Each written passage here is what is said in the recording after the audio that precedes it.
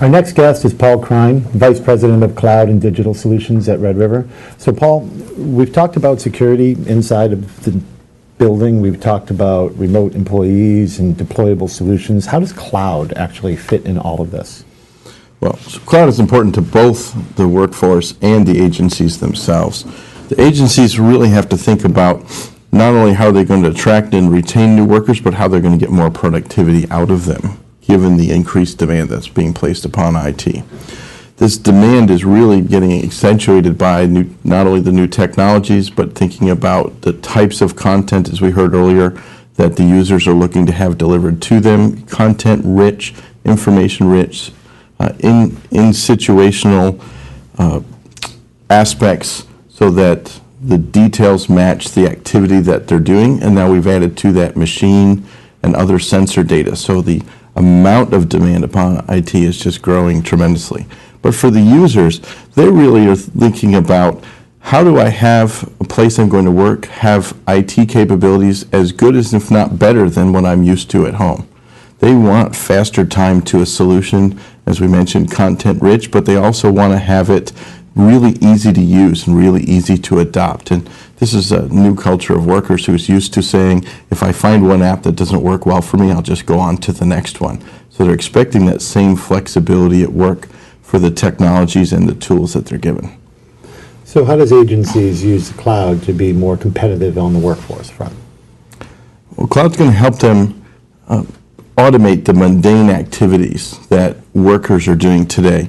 Many CIOs are faced with the challenge of having 60, 70, and some 80+% of their budgets spent just on the operational aspects of the systems they already have, just keeping the lights on, if you will. And they are not spending enough around innovation, training, and retaining the workforce and the skill sets they're going to need to go forward. Instead, cloud can help both the CIO and the mission groups focus those skills of the people that they do have on specific mission outcomes. It allows them to free up some of their time, and through automation and orchestration, provide a more secure and standardized deployment of the system's needs in a faster time cycle as well. New workers are looking for a place to try out new technologies. They want to work on the latest or the current technologies in the marketplace, and then if one doesn't fit, they want the flexibility and the agility from IT to try the next tool to get their job done and figure out different ways to collaborate with their peers as well. So with all the legacy IT that's out there, and we have a young workforce trying to come in that has all the expectations, as you mentioned, how are the government agencies going to pivot and get into cloud that quickly? The government agencies' biggest challenges are really around acquisition and policy. So the technology is not an issue, and it's adopting the business model, understanding that they're going to be renting resources, in some cases not just capacity, but also capabilities from the marketplace. So looking at how they do acquisitions today and understanding what they're trying to buy based on the mission outcome that they want.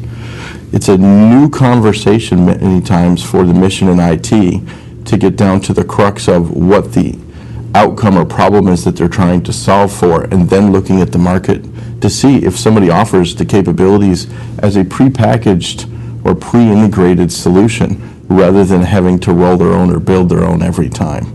Many solutions are now out there around human capital and finance type work, analytics, where you can just subscribe, bring your data, bring your users, as opposed to having to specify hardware, software, systems components, architecture, and all those other details, and then finding someone to operate it, then finding someone to integrate it. There are much simpler approaches today in the marketplace, but they have to have that conversation. They have to start with what benefits are they looking for, what outcomes are they looking for, and then ask the market around what solutions might fit the bill, because they can drive the cost savings and the automation in that approach. So the traditional IT models don't work in the cloud environment? Well, so agencies are finding that their traditional models just don't scale to the pace of demand.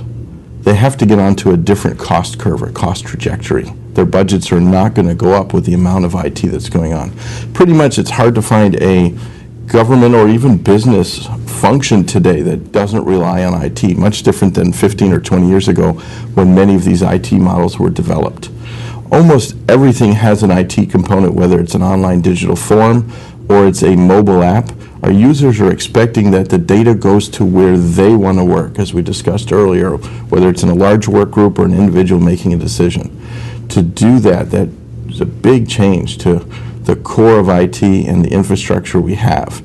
We need new models that allow us to not only dynamically scale up and down the technical resources, but allow us to better use the people that we have. Our people are a finite resource as well, and they have a fixed skill set. CIOs and others are looking to cloud to augment their resources and not only rent or borrow or subscribe to the business functions that they need, but also the talent that is lacking in the portfolio they have today.